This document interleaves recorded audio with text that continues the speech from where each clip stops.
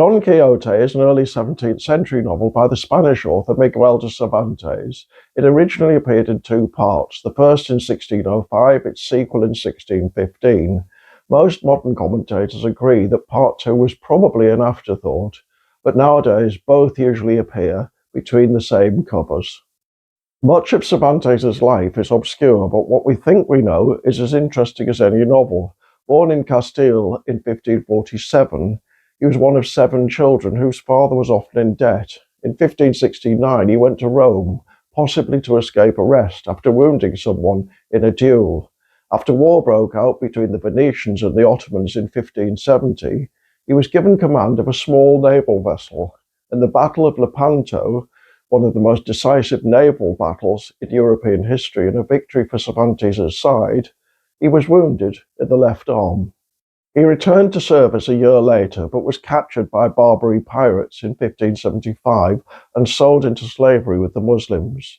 It took 5 years for him to be ransomed, after which he returned to Madrid.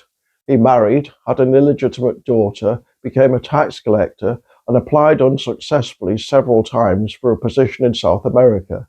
He died in 1616, probably from diabetes, which in those days was untreatable. Don Quixote is his major work and widely considered one of the greatest products of world literature.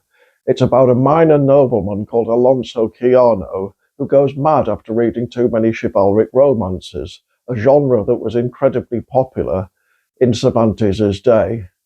Imagining himself to be a knight-errant, Quijano renames himself Don Quixote, and henceforth he inhabits a parallel world, a magical, medieval, and heroic one. He puts on an antique suit of armor, gives his elderly workhorse a fancy name, and idealizes a peasant woman called Aldonza Lorenzo as the acme of womanhood, renaming her Dulcinea del Toboso. In the second part of Book 1, The Second Sally, he persuades a farm laborer named Sancho Panza to be his squire, offering him a minor political post. The two men set off on a series of adventures which usually end in comic disaster. The second part of Don Quixote appeared in 1615 and is interesting in being what's nowadays sometimes called metafictional. Several of the characters, including Sancho Panza, have read the first book, so they know why Don Quixote is the way he is and how far he can be trusted. In particular, Sancho Panza knows there's no Dulcinea, at least not in the sense imagined by his master. I won't give away the ending, but the novel ends fairly happily. What makes Don Quixote such a great novel is partly Cervantes' humane insight into his characters. Yes, the protagonist may be deluded, but he's never less than fully human.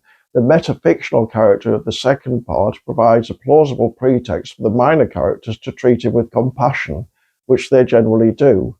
They know he's more pitiable than ridiculous. Secondly, it's a critique of reality and idealism. Don Quixote, though mad, is often morally better than the sane individuals with whom he comes into contact. He and his squire may be seriously muddled, but isn't all idealism anti-realistic? Yet it's certainly not all worthless. Finally, Don Quixote is the beginning of the modern novel, and it's still highly readable today. The two central characters have become archetypal figures in Western consciousness. Beyond that, there's a sense in which Don Quixote is every one of us. We're all going to die in the end, and so whatever we set our hearts on is quixotic. Paradoxically, Cervantes gives us a reason to think that that's not nearly as grim as it sounds.